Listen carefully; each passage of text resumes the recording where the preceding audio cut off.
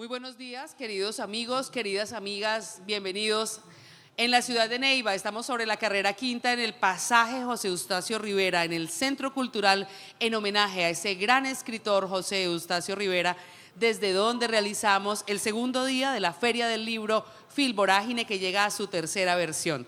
Bienvenidos a los maestros, escritores, amigos de la literatura, jóvenes de las diferentes instituciones educativas, a los expositores. Con 30 están donde las editoriales, distribuidoras, instituciones nos acompañan para promover la lectura, la escritura, la oralidad, el amor por los libros.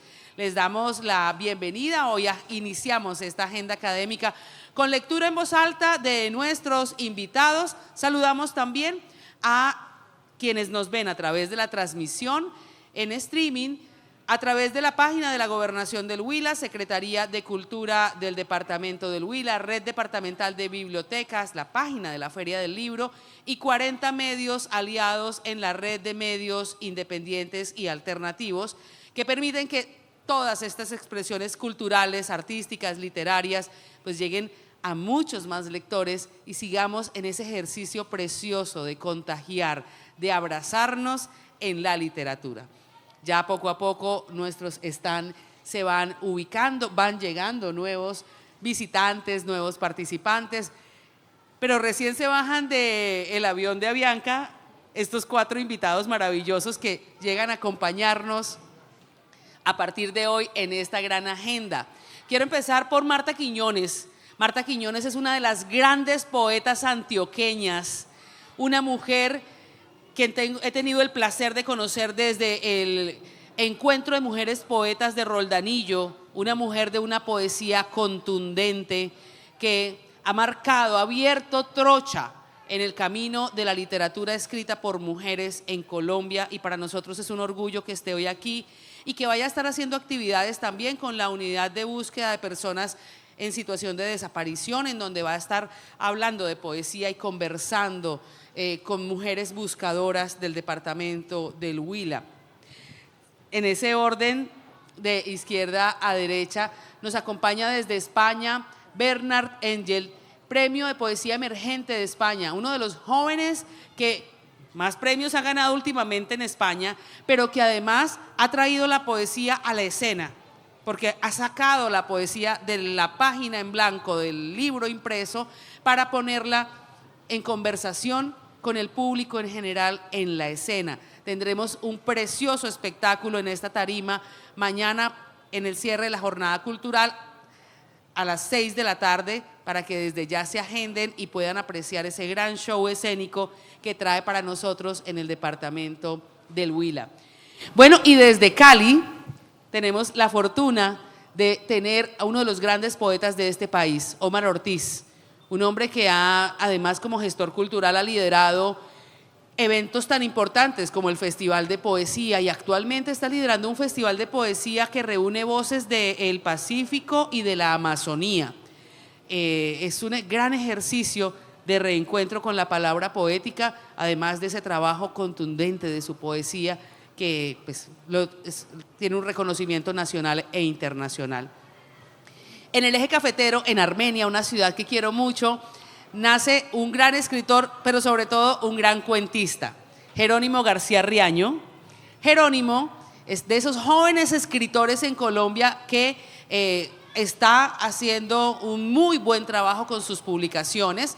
Jerónimo, según nos contaban ayer las malas lenguas, según nos contaban algunos escritores invitados como JJ Junieles, su libro más reciente,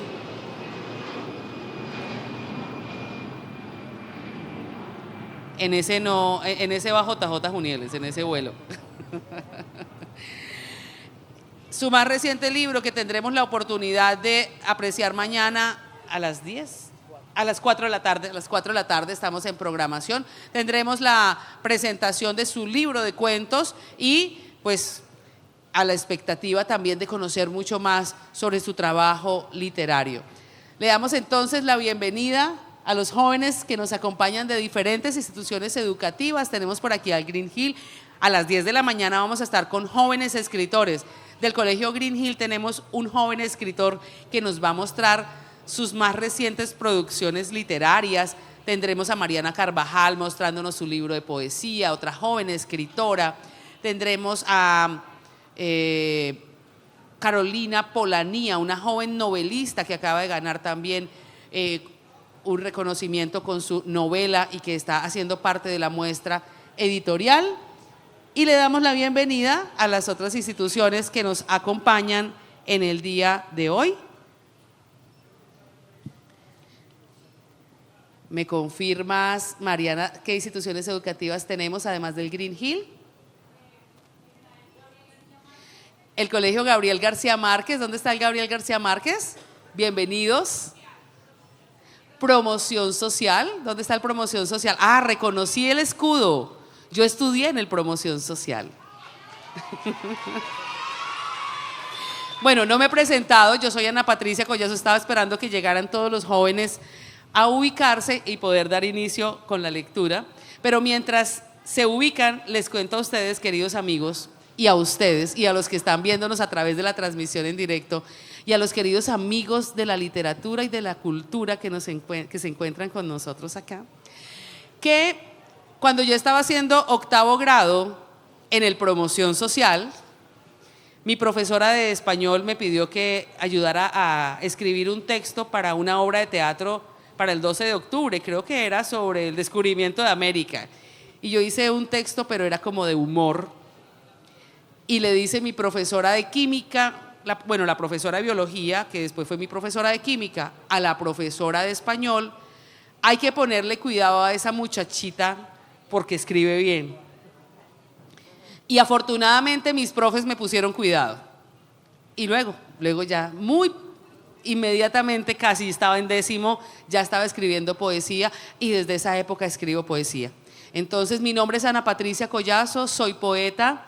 Tengo la alegría de trabajar aquí en la Secretaría de Cultura con la Biblioteca Departamental y de apoyar y de soñar desde hace algunos años la realización de esta feria, darle nombre, bautizar esta feria como la Feria Filvorágine y de estar aquí a cargo de la organización académica de la feria.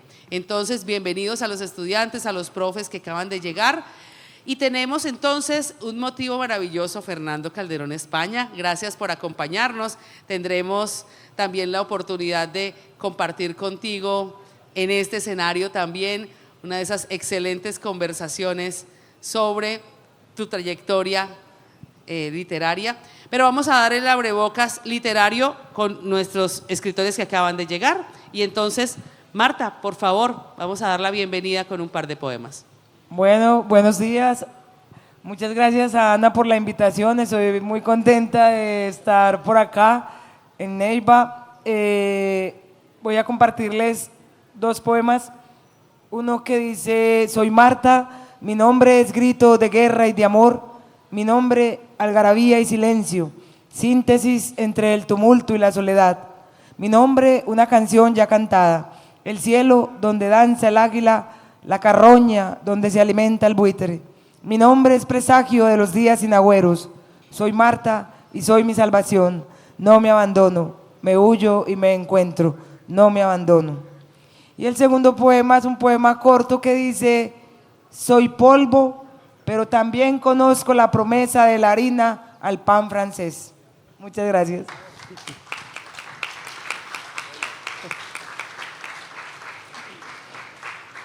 Muy buenas, pues igualmente feliz de estar aquí compartiendo. Gracias, Ana, por la invitación. Y como esto ha sido un poco improvisado y no tenía ningún poema así preparado, pues creo que voy a improvisar alguno, pero necesito que me den palabras. ¿Alguien me da palabras? Resiliencia. Vale. Las anoto aquí para no olvidarlas. Resiliencia, más. Bueno, del Promoción Social una palabra. Estamos haciendo una antesala poética porque ya vamos con Fernando Calderón España y nuestra gran conferencia y conversación sobre su literatura y su trabajo periodístico. De Promoción Social una palabra, por favor. Amor. Amor. Bueno. Lo tienen claro, ¿eh? Clarísimo.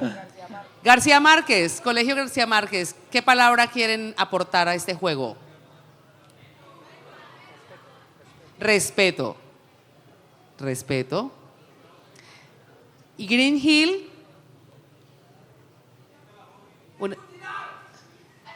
¿Cómo? No escuché.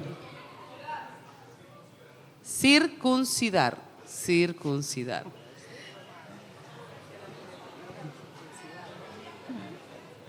Ok. ¿A qué mala hora me metí yo en esto? Una más, va. Río. Río. Listo. Comienzo aquí a improvisar. Hoy he venido hasta el Huila. La mañana está tranquila y yo no sé qué contar. La resiliencia es estar parado aquí frente a ustedes, tejiendo distintas redes que unen tu rostro y el mío y nos resguardan del frío entre estas cuatro paredes. Sigo improvisando aquí. Improviso con amor, porque brota en mi interior y a todo digo que sí. Hoy respeto lo que fui y respeto el que seré. Respeto aunque ya no sé lo que me depara el futuro, pero de algo estoy seguro y es que la circuncidad, para decir la verdad, como ya predijo el Gabo, y ahora sí con esto acabo, depara gran soledad. Y no me olvido del río que me han dicho aquí en el frente, porque lo tengo presente y nos resguarda del frío. Ahora sí que, amigo mío, con esto termino ya y el futuro nos dirá si el poema aquí nos salva y mi novia, que es Alba, me escuchará desde allá. Bueno, pues qué buen ejercicio de improvisación poética, maravilloso. Sin dormir. Sí, bueno, y eso que no ha dormido porque viajó muchas horas desde Medellín en su gira internacional, donde hemos tenido la posibilidad de ser una parada en esa gira internacional de Bernard Angel. Muchas gracias. Y Omar, bienvenido. Vamos a darle esta bienvenida poética a estos jóvenes.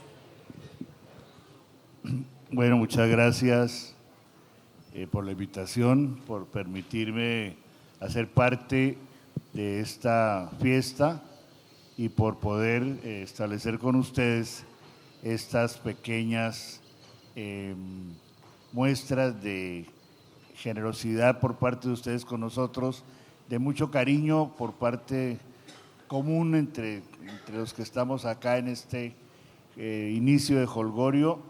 Y voy a leer dos poemas que hacen parte de un libro que se llama Paisajes Mexicanos, que acaba de publicar Club Editores, una editorial bogotana que reúne escritores que se han propuesto crear un medio para que los libros tengan una fácil llegada al público juvenil y al público lector de poesía y narrativa a precios muy cómodos. Entonces, ellos me han publicado este año este libro y, como ustedes oyen por el título, tiene que ver con el país de México, porque recuerden que paisaje viene de país, es decir, el paisaje es lo que constituye un territorio que llamamos país en cuanto a sus gentes, sus costumbres, su comida, su lengua, etcétera. Entonces, voy a comenzar con uno que se llama Puerto Vallarta. Fuera de miles de gringos, de lujosos hoteles, de transatlánticos de 10 pisos que navegan del mar Pacífico al Mediterráneo como imponentes barahundas náuticas, de cientos de almacenes de artesanías, la mayoría made in China, no hay mayores cosas que registrar por esos pagos. O tal vez sí, se consigue un excelente tequila y en la playa del Muerto hay un perro pelón que olfateándolos adivina los pensamientos de los bañistas.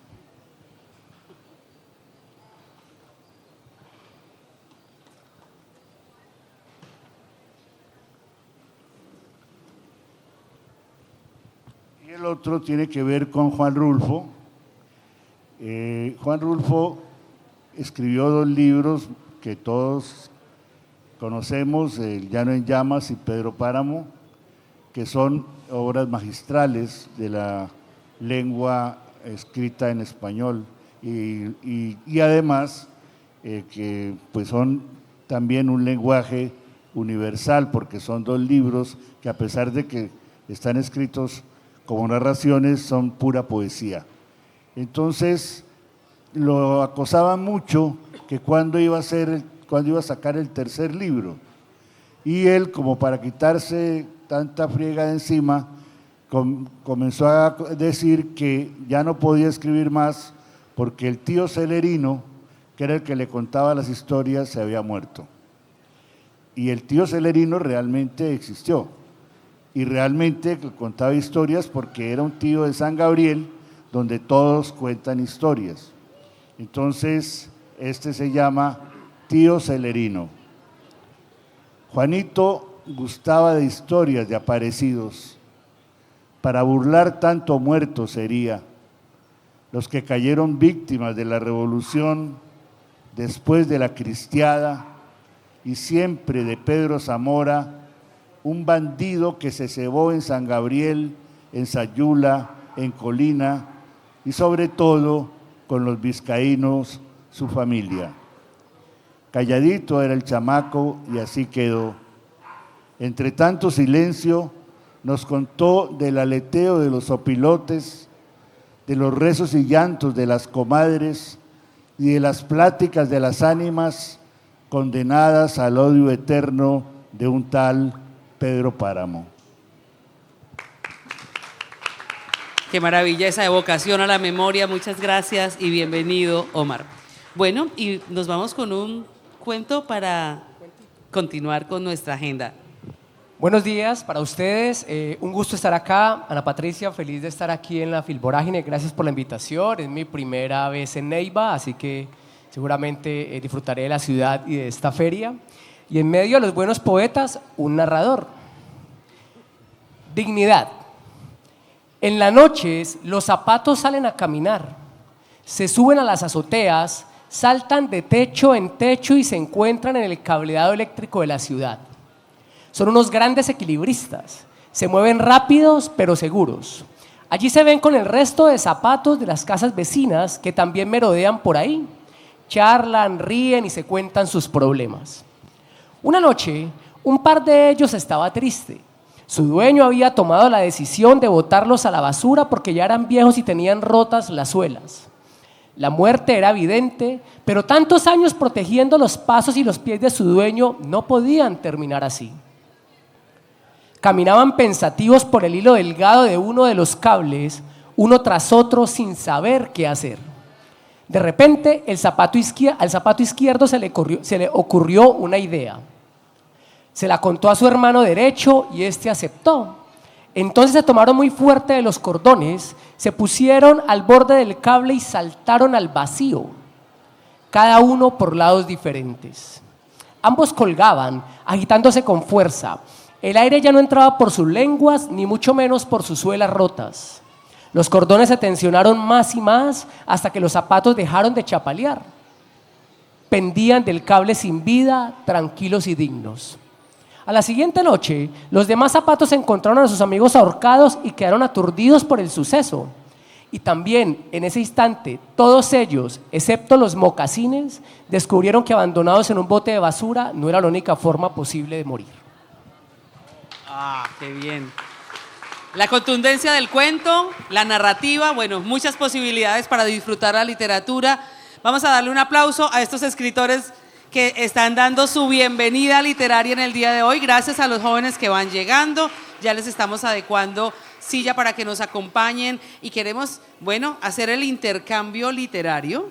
Invitamos a Fernando Calderón España, uno de los grandes periodistas y locutores de este país. Su voz ha acompañado nuestros oídos por muchos años. La entrada es por allá, maestro, bienvenido. Y nosotros vamos bajando para que tú subas aquí. Gracias, Ana Patricia, muy amable. Un saludo a los respetables habitantes de la palestra, Sí, así sea por unos minutos, pero fueron habitantes de esta palestra. No, es que me gusta hablar aquí Te puedo dar a ras de este piso. inalámbrico para bueno, que puedas sí. moverte mejor. Perdón, ya los códigos radiales se me olvidan, entonces no había escuchado muy bien. Voy a iniciar de una manera no diferente, sino en consonancia con la finalización de la intervención de mis colegas ilustres aquí en este escenario. Con una especie de poema. Yo trato de ser poeta, pero parece que es una exigencia superior. Pero yo intento hacerlo y escribo alguna, no pendejada, pero sí escribo algunas ideas que las convierto de alguna manera en algo bonito, por lo menos para mí. Una inmensa bóveda azul cubrió mi pubertad, ilusión, luz y plenitud, almas llenas de libertad. Sus calles fueron duras, otras blandas, al andar brincos en mi corazón.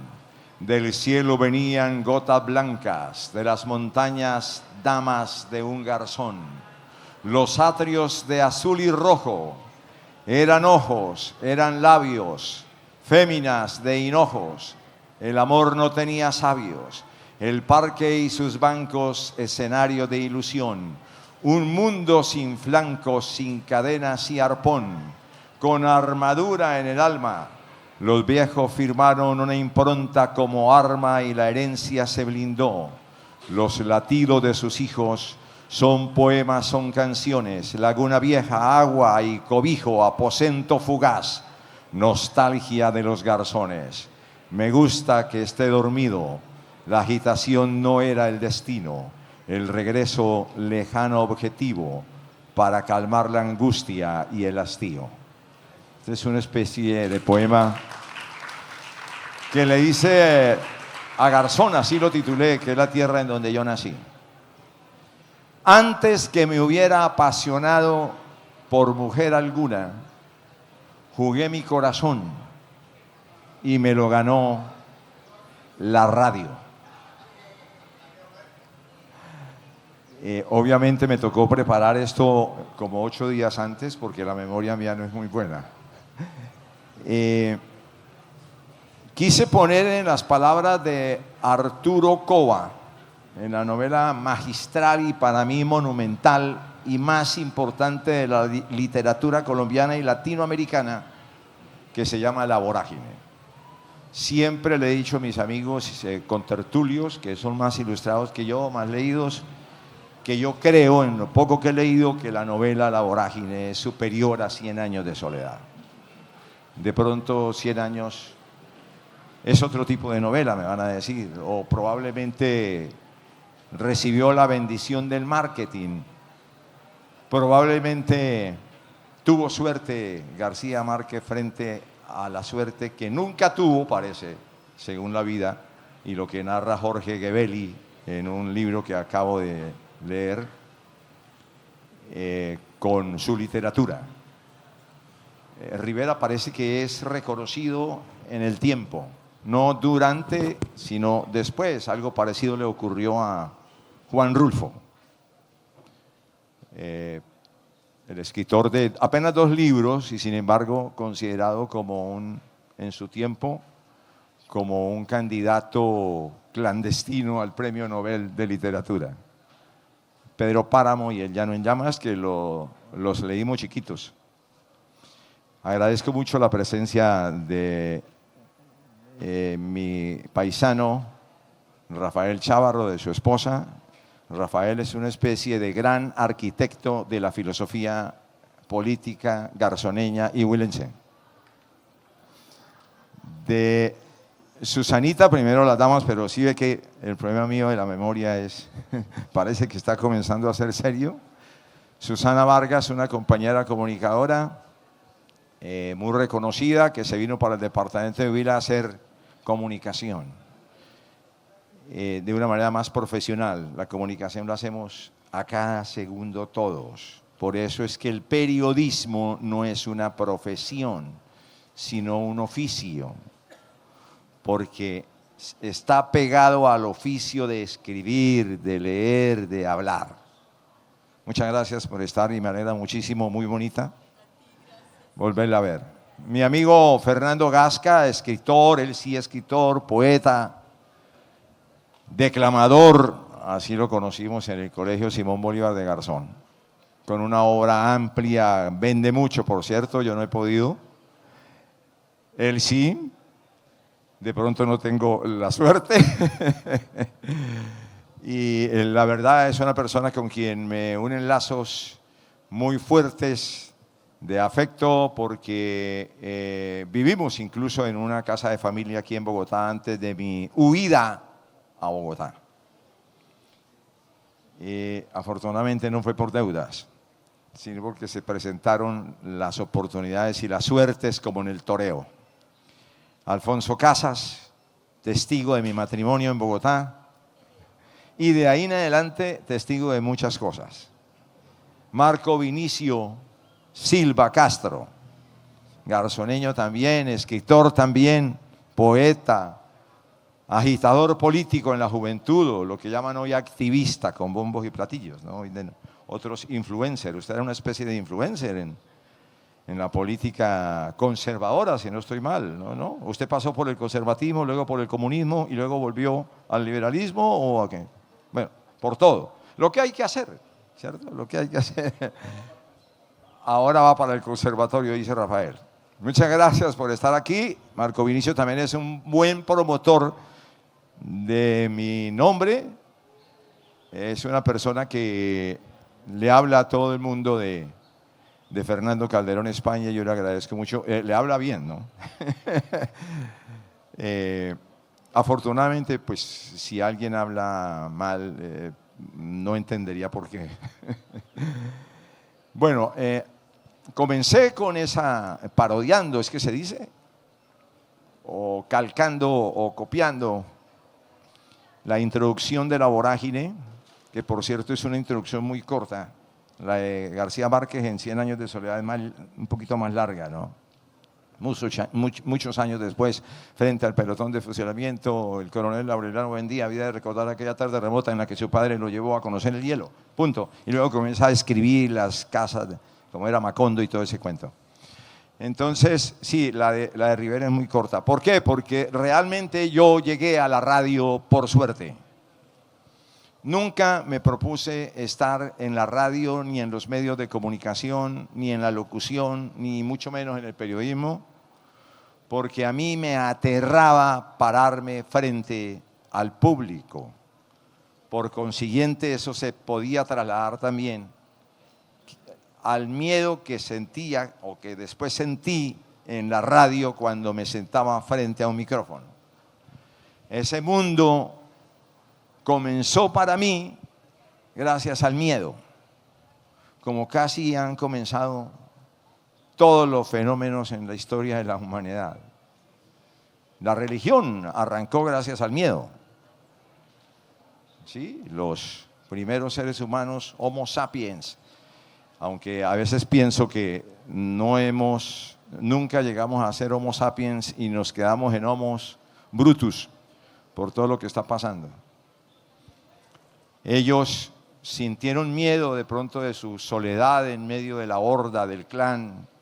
Uno puede estar con 100, 150 personas, 200 personas y estar solo, o sentirse solo, o de pronto todos sentirse solos. Ese miedo les hizo transportar su pensamiento a la idea del ser superior y todo lo que después se transformó de acuerdo con lo que dice Karen Armstrong en los orígenes de las creencias religiosas, se transformó en eso, en espiritualidad, en religión y etc. Entonces, yo llegué a la radio, por suerte, en el año 1972, un amigo nuestro tuvo la idea de formar un grupo juvenil con el propósito ese que tiene uno cuando tiene 14 años, de ayudarle a los demás sin un peso. Quienes deberían ayudarle a los demás son los que tienen, sí, porque son los que pueden. Uno se queda en ilusiones, en esperanzas, en quimeras, pero hace algo. Y eso de atreverse a pensar y luego hacer realidad ese pensamiento, de formar un grupo para hacer por los desvalidos o desfavorecidos, algo es muy importante, porque comenzamos por nosotros mismos que éramos desfavorecidos, ¿sí? Todos éramos hijos de albañiles, yo de un zapatero, mi mamá tenía una tienda, vendía helados, para después levantar a 12 hijos. Hoy en día, pues, la mayoría viven en Bogotá. Yo ya no vivo en Bogotá, ya vivo aquí en mi departamento, en mi tierra. Alguien me dijo, ¿no le da miedo volver a su tierra? Le dije, ¿y por qué? Si, no, ¿y por qué si es que yo soy de allá? Eso es mío, así es fácil. Puede que no tenga tierra delimitada, pero sí tengo la tierra sin límites, que es la que conforma el sentimiento opita o el sentimiento huilense, que afortunadamente no se me ha ido por culpa también de mi papá. Yo a mi papá le echo todas las culpas del mundo, porque de él heredé su voz y la cabeza. Y en un escrito que yo hice para el diario de Huila dije que había heredado la voz y su desaforado gusto por el alcohol, que la primera me había dado para comer y la segunda casi me lo quitan. Así comencé un artículo. Pues afortunadamente para mí, pero también para otros seres alrededor mío, como los amigos, la familia, mi esposa, pues dejé de beber. Había un libro, ya que me estoy recordando, creo que de Salón Becerra, ¿no?, que decía un tal Bernabé Bernal había dejado de beber, de beber. Entonces yo digo, un tal Calderón España dejó de beber hace ya algún tiempo. Entonces, la radio se me presentó a mí por casualidad. Yo no era capaz, en los sainetes, como se denominaban en las clases de español o de literatura más adelante, en quinto y sexto de bachillerato, de pararme en el estrado del salón, en el tablero, de pasar al tablero y decir un poema o leerlo, porque me temblaba absolutamente todo. Aquí todavía tengo rezagos de esos nervios, pero lo que pasa es que se sobreponen otras cosas, ¿no? Y eso parece que lo enseñan, ¿no?, para acabar los nervios, pensar también en otras cosas, como los actores tienen una técnica para llorar, ¿no? Les enseñan que hay que pensar en algo trágico, personal, para poder llorar un poco más fácil. Hay una escuela en Nueva York de actores que enseñan esas cosas así. Entonces, llegué porque después de haber conformado ese grupo juvenil, éramos 8 y se llamó Mosoju. Creo que queríamos que se llamara Movimiento Socialista Juvenil, pero nos dio miedo, sigue el miedo. Y entonces le pusimos, o esa SO, la denominamos social, y quedó Movimiento Social Juvenil, Mosoju, 1972. Mariano Espina fue su promotor, me llamó a mí tímidamente porque él como que no quería mucho que yo estuviera allí por otras circunstancias, de pronto no compaginábamos, pero después fue mi gran amigo, porque así es la vida. La vida a veces comienza de lo negativo y pasa a lo positivo o al revés. Eso está incluso que en la misma Biblia, ¿no? Quienes han leído la Biblia, pues yo creo que recordarán pasajes en ese sentido. Entonces, dentro de las acciones del grupo juvenil, después de 3 meses, fue hacer un programa de radio de acuerdo con la ocurrencia de Mariano Espina. Los otros miembros del grupo éramos Chucho Polanco Gasca, Edilberto Castro, los hermanos Osorio, Alirio Fragua Rueda, Mariano Espina y Fernando Calderón España. nos sentíamos los Beatles, ¿sí? O como decíamos en Nazaret, del barrio donde yo nací, los Beatles, ¿sí? Nos sentíamos eso, porque nos habíamos unido un grupo de jóvenes, no para hacer música, pero hacer un poco algo parecido a la música, que es caminar por el pentagrama de la vida, con sus notas, con sus do, re, mi, fa, sol, la, si, do, que todo el mundo tiene. Pedimos un programa de radio, nos lo dieron y el primero fue el 20 de julio de 1972 con el propósito de conmemorar, es decir, de traer a la memoria los hechos que ocurrieron el 20 de julio de 1810 y de resaltar una figura importante olvidada por la historia. En ese momento a Mariano se le ocurrió que había que hacer eso. Y aún desde esa época creo que la historia no lo ha rescatado. El verdadero héroe del 20 de julio, que además no fue un grito de independencia como nos lo han contado, sino que para mí fue una riña, porque fueron unos muchachos riquitos, ricachones, decía mi papá, hijos de los ricachones del pueblo de Santa Fe de Bogotá, que le tenían bronca al español, porque todos los españoles, aquí había uno, me disculpa, son un poco hoscos para hablar y uno cree que lo están maltratando. Ellos le tenían bronca a ese señor Llorente y fueron a armarle un bonche con un pretexto de un florero y se armó un bonche. Y después, obviamente, como ocurre siempre, alguien capitalizó ese bonche y lo convirtió en lo que es hoy el grito de la independencia. Porque realmente la independencia para mí y creo que muchos de los que están presentes están de acuerdo. La independencia real de Colombia ocurre el 7 de agosto de 1819 con la batalla de Boyacá, que incluso una batalla en la que no participó Bolívar, de lejitos. Y solamente cuando terminó la batalla, como a las 6 de la tarde, llegó con su caballo y el caballo relinchó, se levantó el caballo y tomaron la foto. Y esa es la foto que nos muestran. No, mentiras, en esa época no había fotografía. Es lo que muchos pintores han traído como si fuera una fotografía. Pero bueno, el gran héroe en ese momento, o en ese momento no, el gran héroe para nosotros, en ese momento radial de inicio, fue José María Carbonell, que era además un obrero, era morocho, no era el típico, digamos, hombre de guerra, no era grandote, era más bien bajo de estatura. Venía prácticamente del sur de Bogotá. Claro, el sur de Bogotá eran 2 cuadras después de lo que hoy es la Plaza de Bolívar, ¿sí? Pero ahí, como casi siempre en la historia de Bogotá, se han concentrado las masas populares, ¿sí? En el sur de Bogotá. Ahora estamos regados por todo Bogotá. Entonces, ese programa que tenía esa intención, lo leímos cada uno de los 8 integrantes del movimiento, que éramos en ese momento los productores del programa.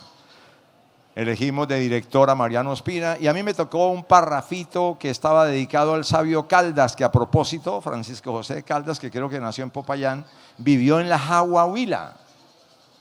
Eso es algo que yo supe mucho tiempo después gracias a un amigo mío, Rodrigo Silva Vargas, que es historiador.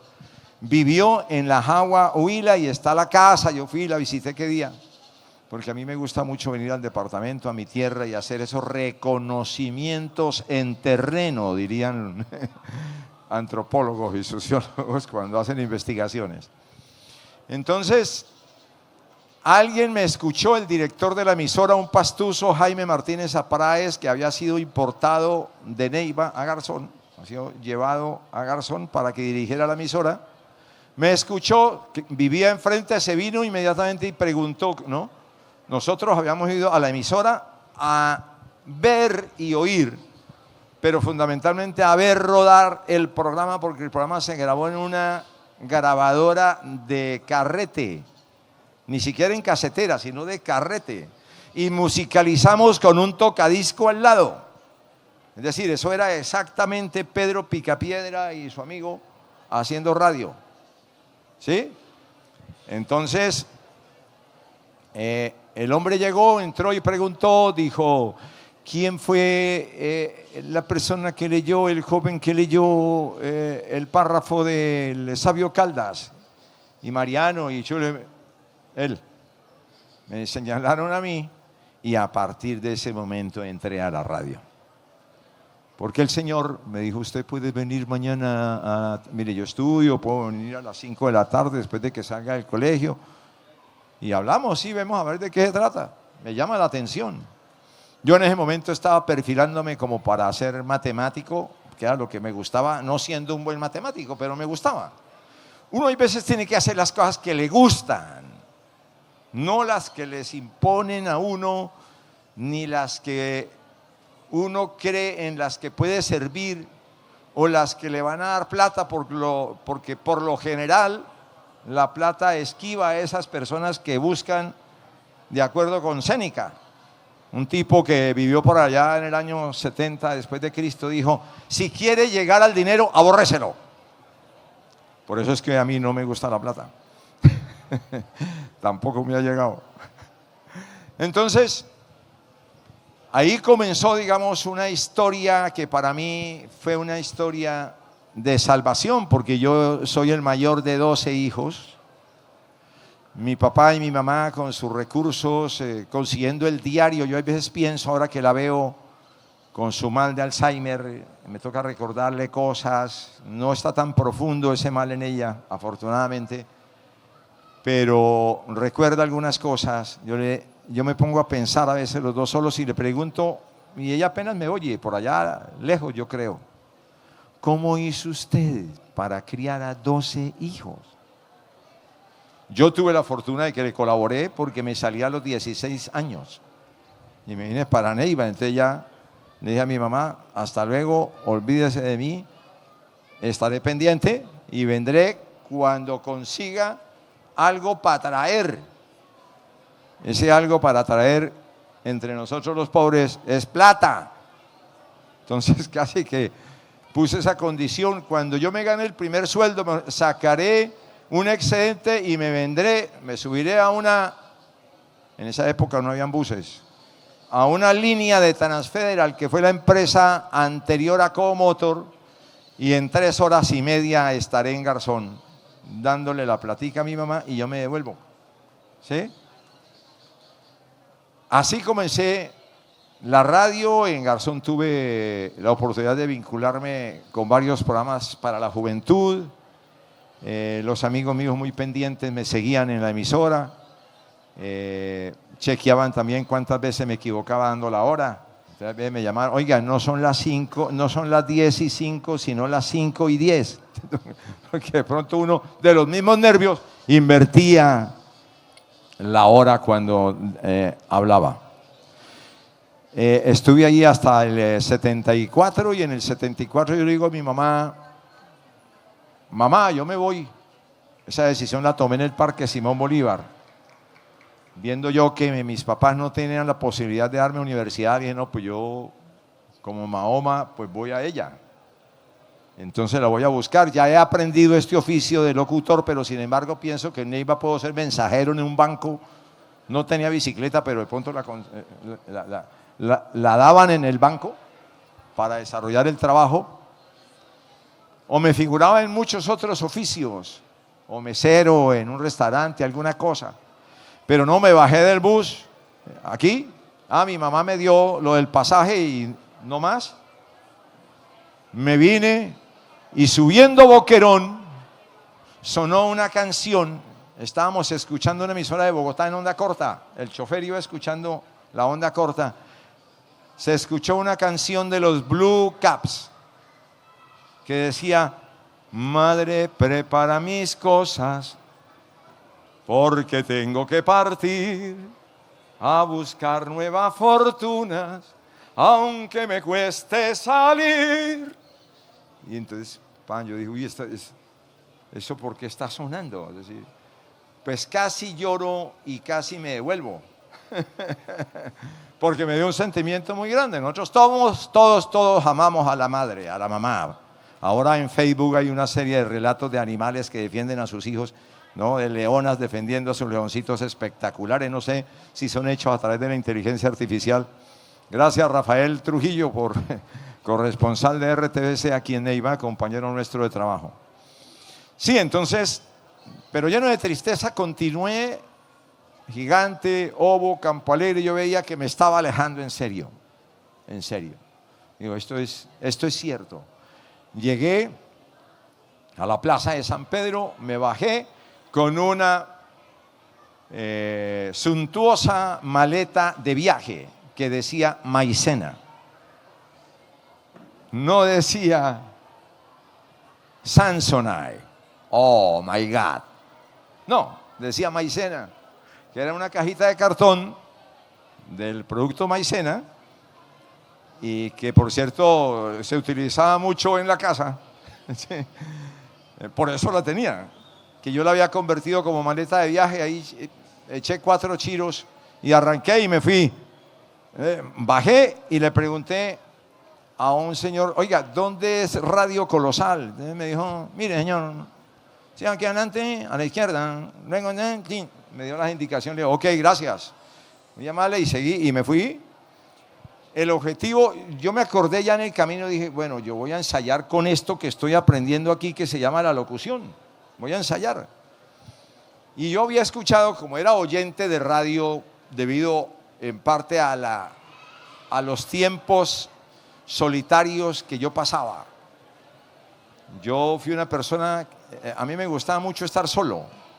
Entonces, escuchaba radio, que es la compañía cuando la gente está sola. Hoy en día es la televisión y hay otras cosas, pero en ese momento era la radio porque no teníamos televisor en la casa, ni siquiera blanco y negro. Nos tocaba ir a una casa a ver televisión y ahí vimos Las calles de San Francisco, por ejemplo, esas películas de los domingos por la noche a las 9 o a las 10, y ahí conocí una voz que era la de Fabio Becerra Ruiz, que presentaba una serie de televisión que se llamaba Enigma, conflictos espirituales del siglo XX, decía.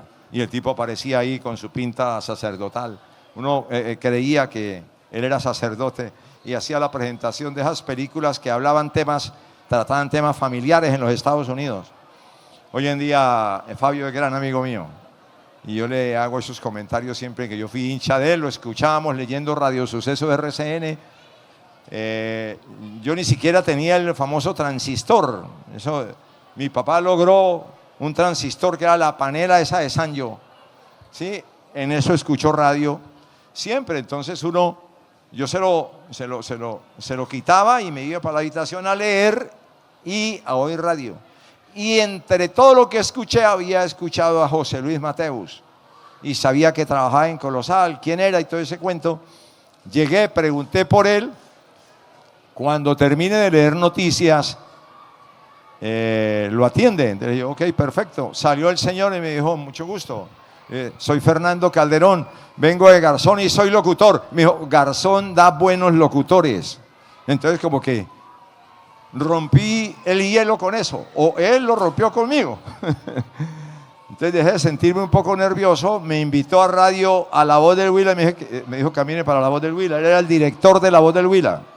Subimos ahí al segundo piso, en donde quedaba la óptica Huila, en el Hotel Plaza por la Quinta, frente al Metropolitano, y dijo, pongan un mosaico. Anteriormente no había estudios de grabación, entonces uno grababa, y para grabar en la misma cabina había que poner un mosaico. Puse un mosaico de labillos, esos que duran como 10 minutos. ¿Qué tal? Y entonces me dijo, hagamos una prueba, y yo arranqué y dije, atención Neiva, el alcalde de Neiva, Fernando Gasca, dijo hoy que va a suspender. Y me dijo, ya, listo, contratado. Esa fue la prueba mía. ¿Sí? Y arranqué. Ya ahí sí comencé a pensar en que ese oficio que yo había abrazado podía ser el destino mío. Y me tocó vencer siempre el tema de los nervios, siempre. Yo le leí noticias a Darío Silva aquí en Radio Surcolombiana antes de que llegara Pepe Milton Duarte, y yo me asustaba muchísimo. Y él me decía, tranquilo, tranquilo.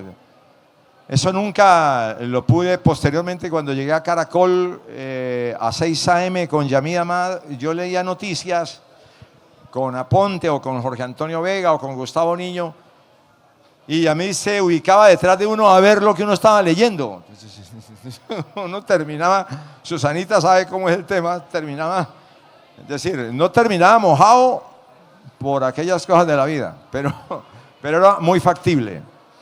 Entonces, desde ahí se construyó, a veces siempre pretendiendo hacer otra cosa. Por eso es que yo termino aquí el bachillerato en el Santa Libertad y me meto a estudiar matemáticas y física a la Universidad Surcolombiana.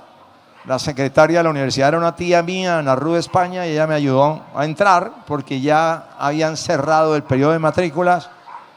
Hice 3 semestres, 4 semestres y medio. Y conocí en Neiva a Eucario Bermúdez por una cuña de un circo que yo había grabado para Radio Colosal, y La Voz de Huila está en todas las emisoras. Él se bajó del avión con Ernesto Rojas y Chucho Emilio Aguirre, que después fueron grandes amigos míos todos.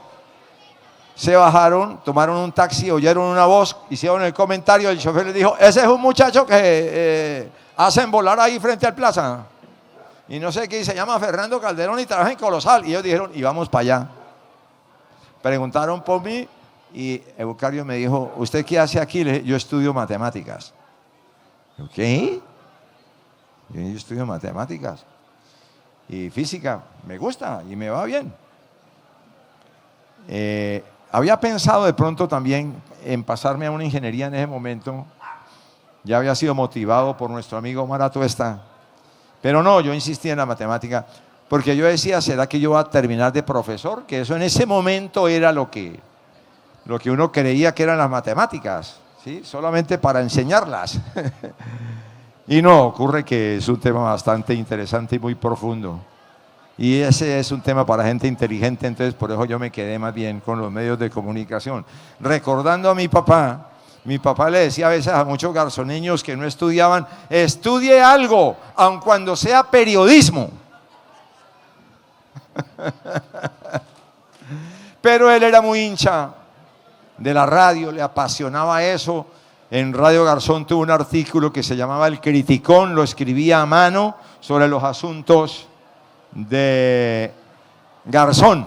Llegó Omar Atuesta, lo acabo de mencionar, creo que alcanzó a escuchar. Bueno, digamos que esta vida asignada por la suerte, y por eso yo me aferro tanto a ese concepto de que la vida es eso, suerte. Suerte para encontrar uno lo que uno quiere hacer. Eso que yo no quería hacer se convirtió después en mi pasión, porque yo comencé a atemorizarme menos, a sentir menos miedo cada vez que hablaba en la radio. Y después llegué a tener mi propia entrevista en televisión y bueno, ya a dirigir una cadena, como en el caso de Todelar cuando tenía 21 años. Eso es una suerte que una leyenda de la radio en ese momento, Francisco Restrepo Arroyave, haya sido contratado por alguien en Neiva para montar aquí una emisora HJWK. Lo contrató Charry y le pagaba tan bien que el tipo dejó Radio Continental y se vino para Neiva. Y aquí estuvo un año montando y luego RCN lo rescató para Miami a que montara RCN en Miami. Y Jimmy García, ya era gerente Jimmy, no Eucario, le preguntó: ¿a quién dejamos?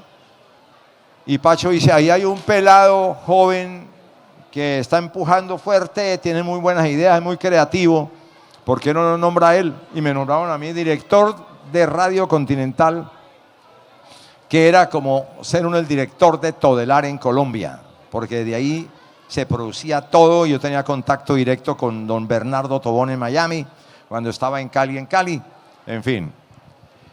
Y comencé a ser director de Todelar y a producir lo que llamamos promociones radiales, autopromociones, esas en las que uno se da bombo en la radio, ¿no? Todelar, la mejor, Todelar, noticias, lo último. Estaba en boga una serie de eslogan que hicieron a Todelar muy famosa, como nos oyen y nos creen. Eso lo decía Milton Marino Mejía, y Mejía, un abogado que ya murió, era abogado, ya en esa época era abogado, pastuso, tenía un vozarrón impresionante, hizo poemas incluso. Hay uno que dice, porque te amo, así se llama, sí, porque te amo. Y el tipo también hizo famoso una frase, o dos frases, o tres, somos la voz, porque somos los testigos, ¿sí?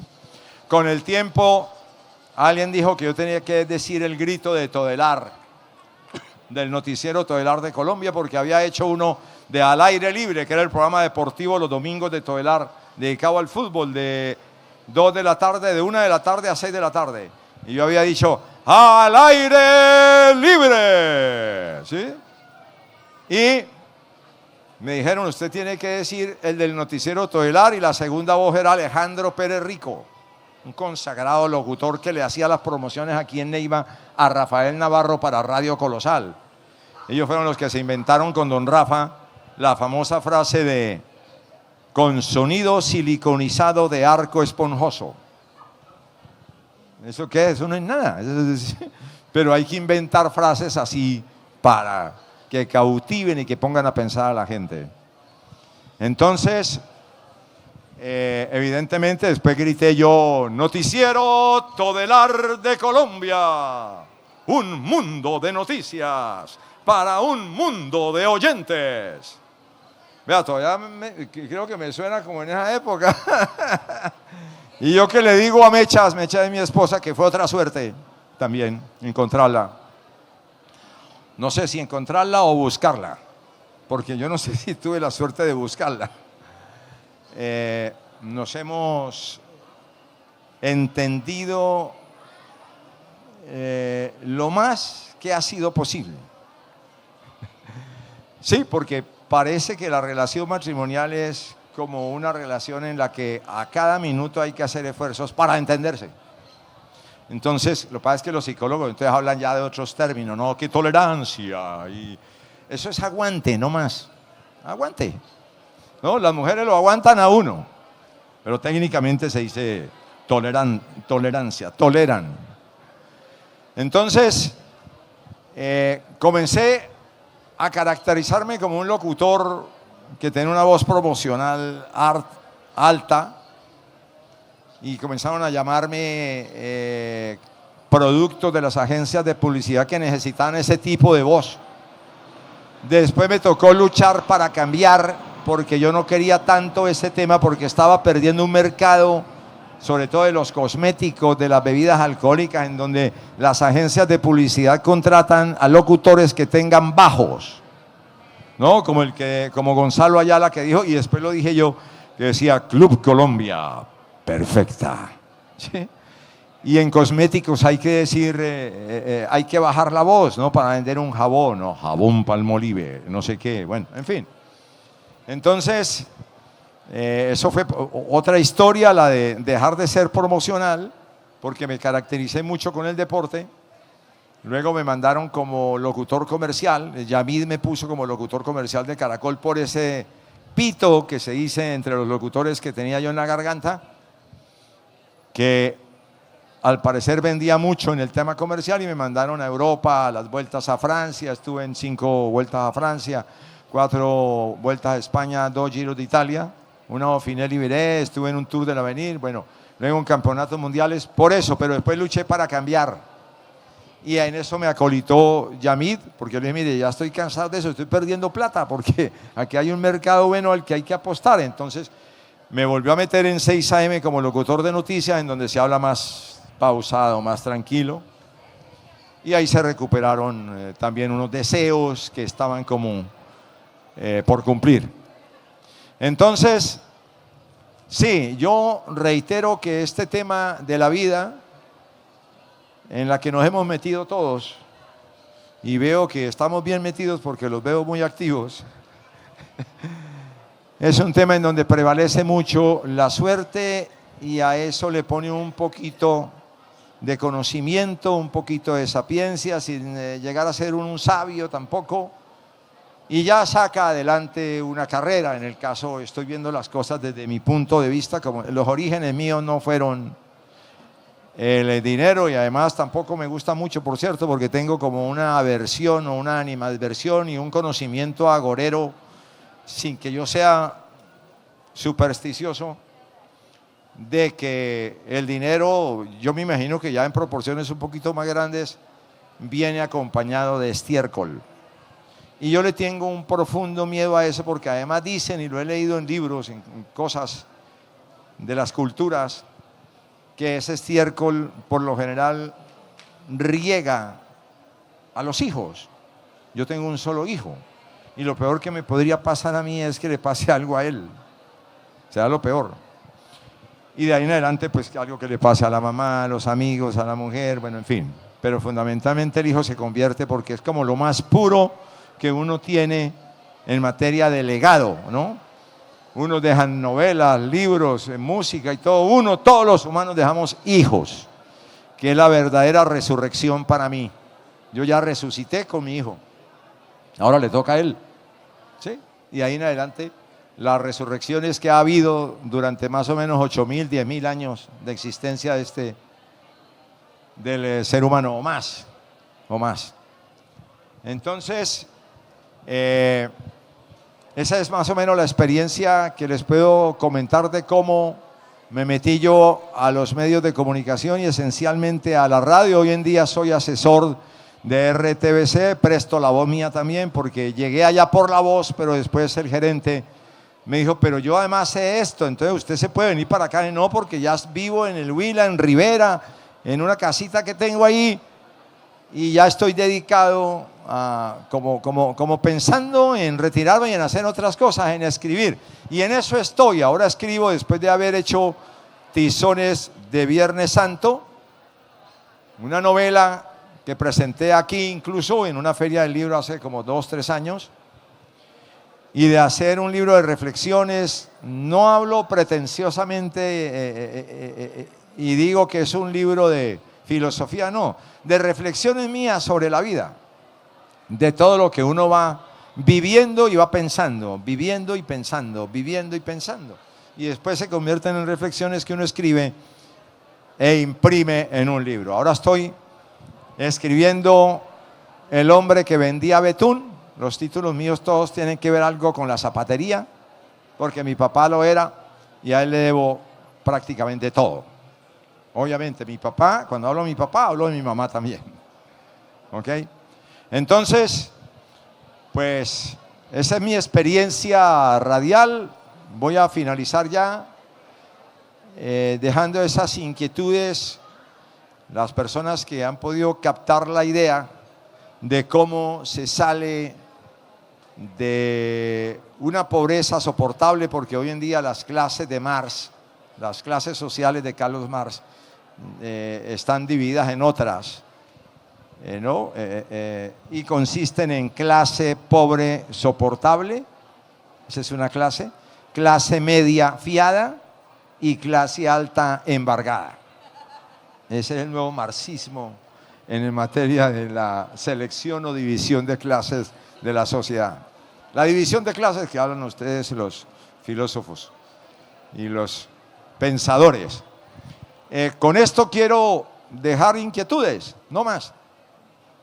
Nadie le dicta a nadie las cosas que tiene que hacer, pero si uno escucha, y por eso se lee, porque la lectura, pues eso es una forma, o los libros mejor, son una forma de transmitir pensamientos desde hace siglos, siglos y siglos y siglos.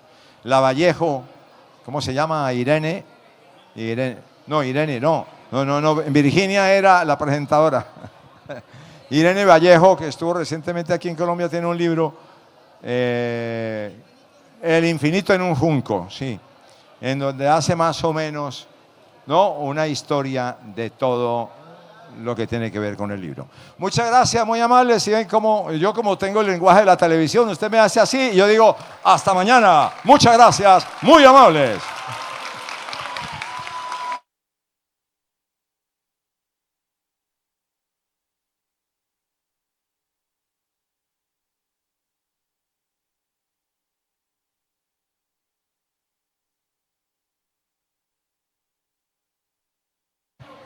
Aló. Muy buenos días para todos, excelente historia de vida de Fernando Calderón.